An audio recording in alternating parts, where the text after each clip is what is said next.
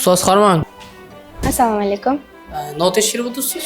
Liderlar kundaligini tekshirib turibman. Shu liderlar kundaligida o'quvchilar bir kunda nolani yozishi kerak.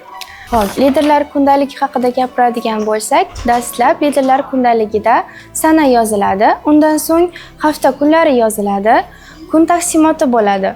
Bunda dars jadvali yoziladi dastlab va o'tilgan mavzular haqida yozib, ustozlari ularga ball qo'yishadi. Ya'ni baho. So'ng esa bugungi qiladigan ishlari haqida biz topshiriqlar berib yuboramiz o'ga.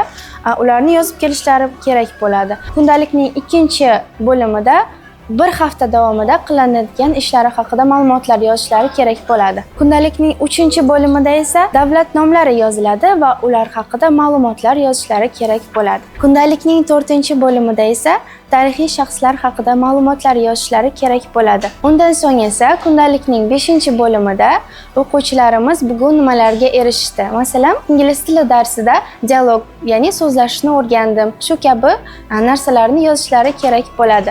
Va o'quvchilarimiz bugun nimadan minnatdor bo'lishdi?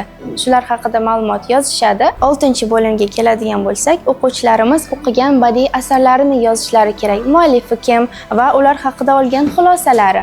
So'ngida esa biz barcha yozgan narsalariga qarab ballarni qo'yamiz. Undan so'ng o'quvchilarimizning ta'lim-tarbiyasi haqida ota-onalariga ma'lumotlar yozib yuboramiz.